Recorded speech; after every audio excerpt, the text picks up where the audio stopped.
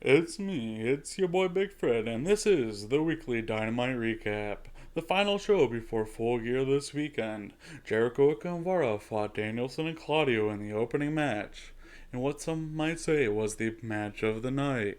It opened up with a classic Excalibur DraftKings show, and a brawl with Jericho and Claudio battling on the outside as Danielson and Guevara start the match off in the ring.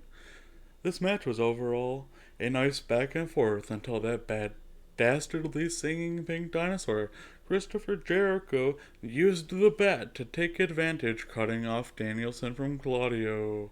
It didn't help very much after a short bit. It was more of a back and forth between the two teams.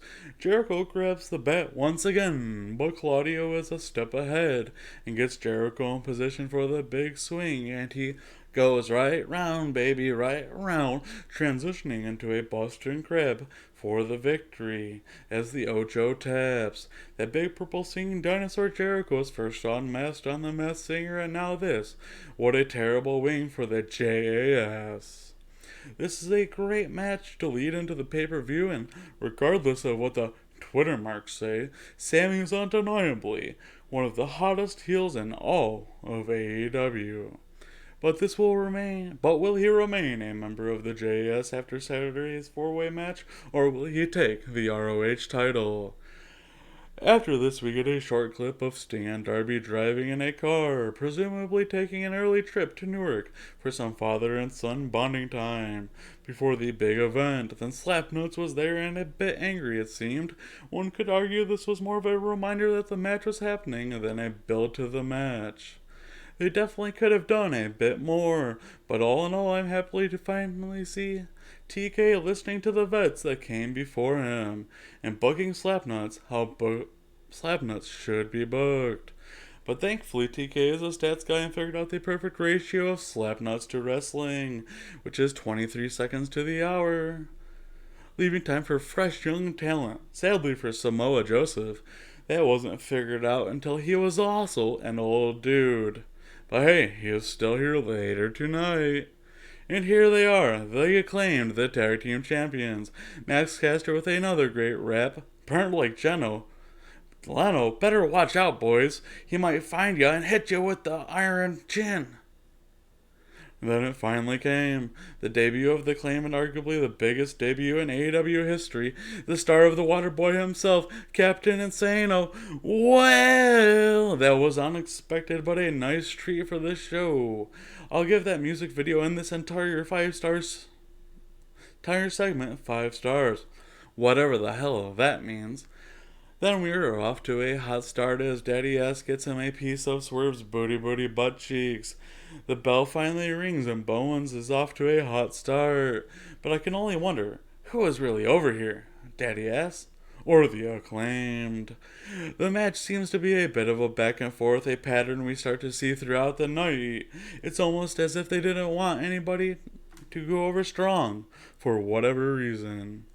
I am a self-proclaimed AEW mark, but TK played Extreme War for Revenge, and it shows. Leading up to Bones attempting a reversal, but apparently something is wrong with his shoulder as he fails in allowing Swerve to get the victory. Then we have a video package from the match that is hopefully on the pre-show. The one and only Nyla Rose versus Jade Cargill.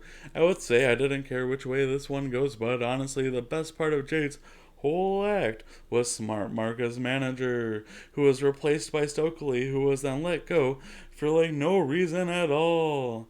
The whole act has been rather bland ever since. Not that it was ever fantastic or anything.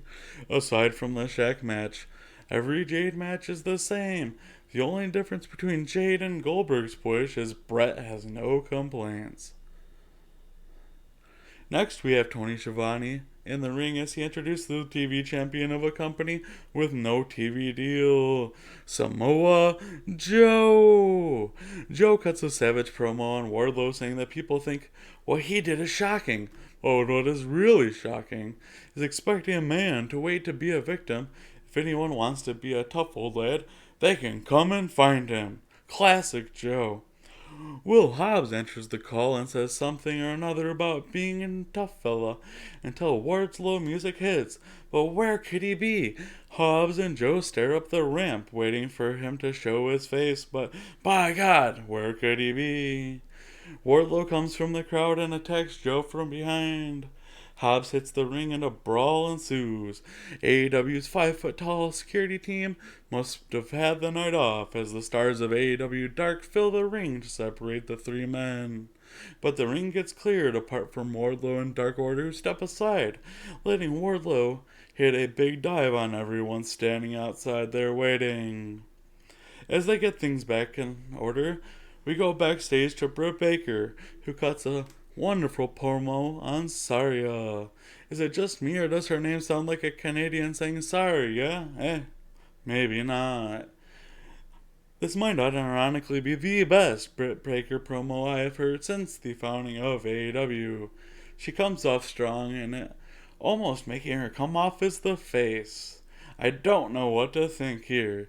I wouldn't be sad to see her win this weekend after this promo, however.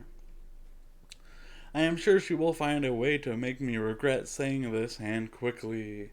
And it's time for the next match, and it's for the Trios Championship. Death Triangle face off versus Top Flight and AR Fox, whoever the hell that is.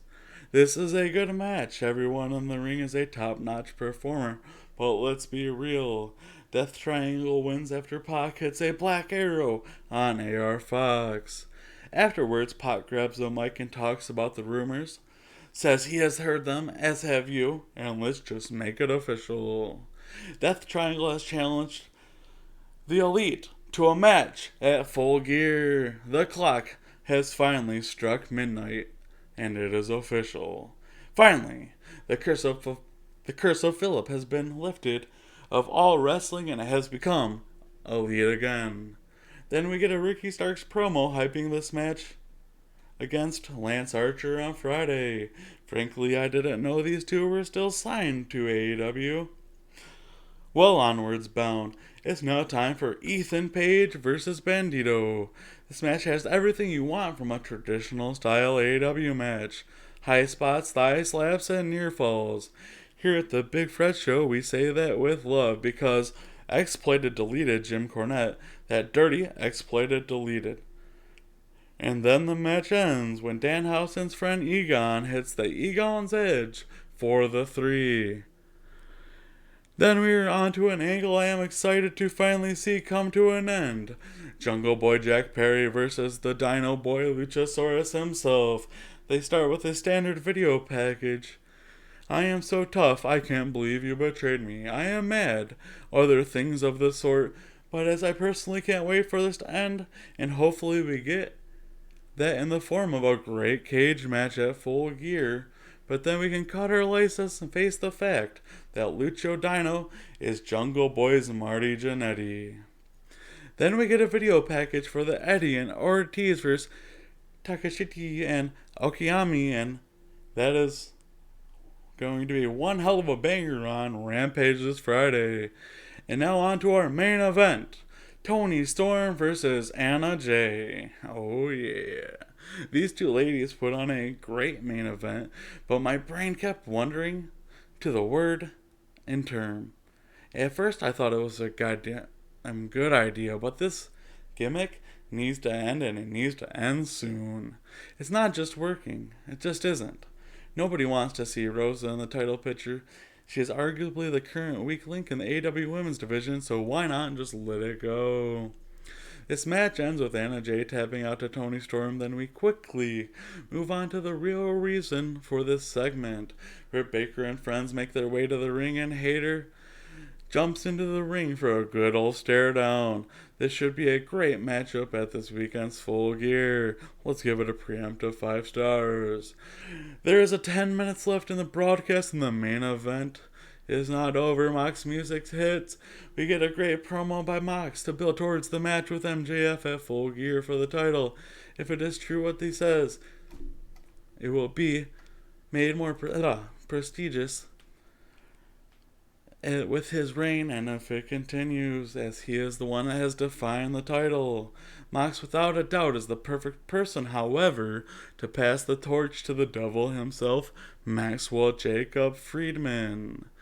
If that is where we are going with this, and I really hope we are, Mox promo gets cut short though after that, as Stokely and the Firm interfere for whatever reason.